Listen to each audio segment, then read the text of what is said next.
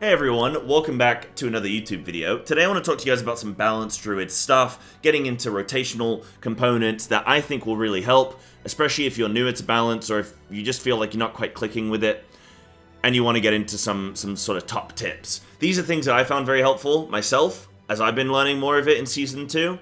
So let's get into it. So you may have noticed that Balance Druid is really strong this season. It is in the meta comp. It is in pretty much every key that you sign up to in LFG. And the major reason for that is because of Beam. Beam is so important as just a silencing tool. It's a very powerful interrupt. You can stack everything up, chain everything together, and then boom, you can beam, and then you can just blow everything up. I think it's also very strong because it's got 2 sets of cooldowns, which means that it pretty much has major cooldowns for every single pack, sometimes 2 sets.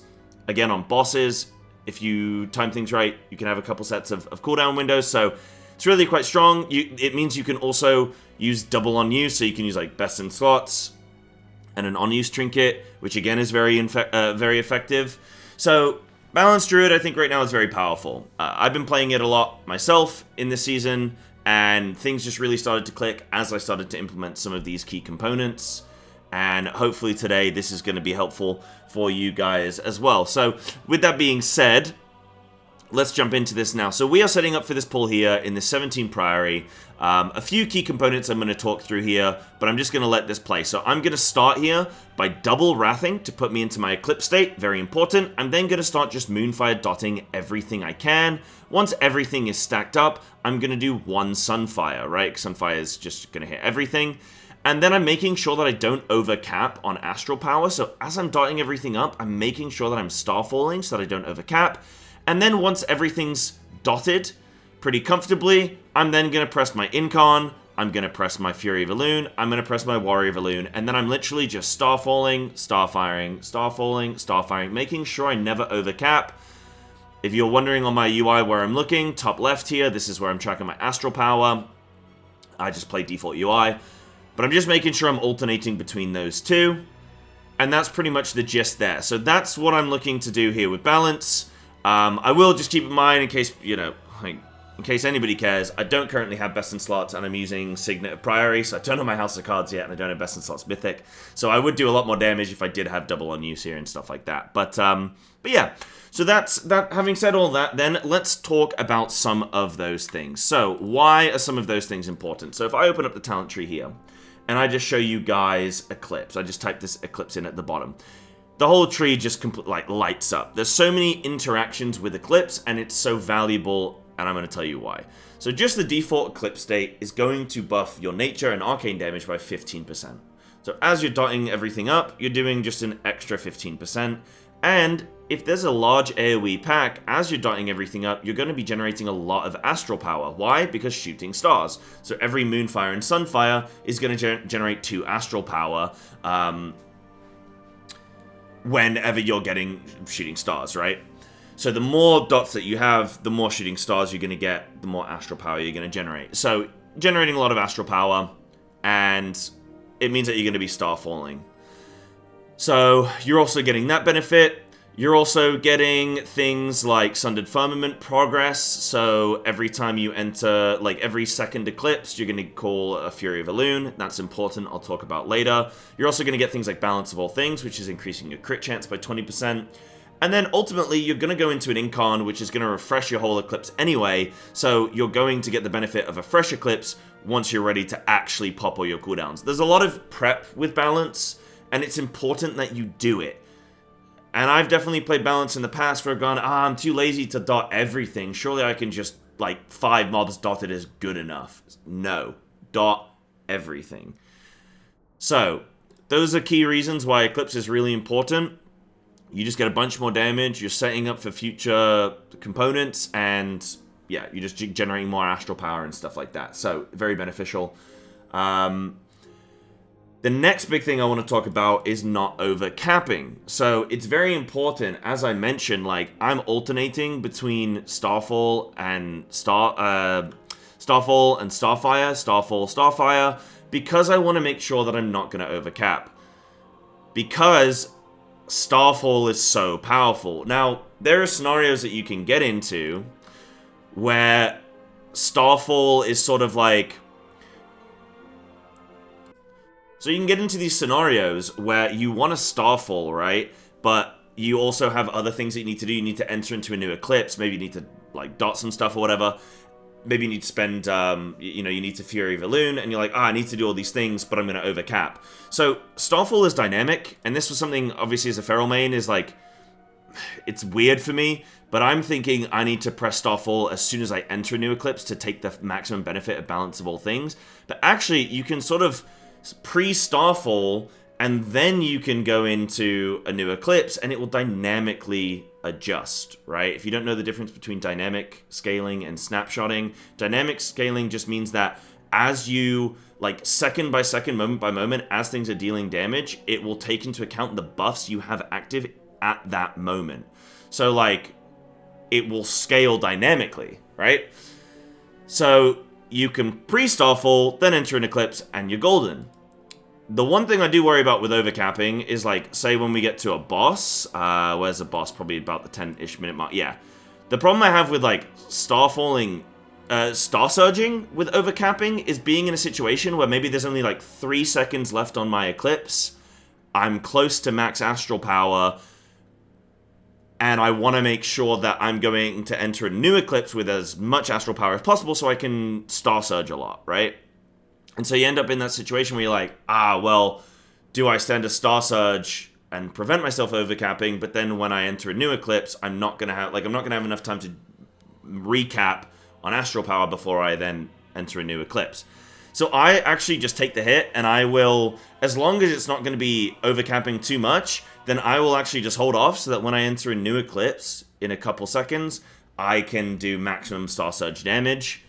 This is maybe a bad example as a boss, as I'm actually doing a lot of Starfalling here. But yeah, hopefully that sort of, like, makes sense there. So with the Star Surging component, I will actually just hold a little bit to ensure that my new Eclipse... Because the value of Balance of all things is so strong. You get 20% increased crit, and then it decays slowly, but you can pretty much crit with every single Star Surge. So the more you can fit into that initial Balance of all things window, way more value than Star Surging at the end of an Eclipse, where it's not... You're losing 20% crit. So that's something that I consider there. Now, why is dotting everything so important? So, dotting everything is so important, again, because of this talent tree I was talking about, Shooting Stars. So, first and foremost, Shooting Stars just does so much damage. Now, I didn't play Balance Druid in this last key, but let me just show you a breakdown of a Balance Druid. We actually went double Druid. I was Feral, they were Balanced, but this was a Mother Load. But look how much damage your Moonfire and Sunfire are doing. I mean, that's just their base damage. Then there's all of the Shooting Stars on top, which is an extra 5% there. And you have to consider in that the extra Astral power that's being generated as your Moonfire and Sunfire are, like, calling down these Shooting Stars. So you're getting a lot more... And in fact, if I just type in, like, Moonfire, for example, right? There's still a lot of components which are going to... be affected, right? So you've got Twin Moons for a reason. Your Moonfire's doing increased damage. So you're speccing into increased performance on an ability, so you should be looking to use it. There's a bunch of stuff on the tree here that's going to be, yeah, Moonfire and Starfire generate 2 additional Astral power. So you're generating a lot more resources, which ultimately is going to give you what? Starfall. 1.6 billion damage in Starfall here. You can see the only thing that's rivaling it is Starfire. Starfall is so important. How do you get more Starfalls?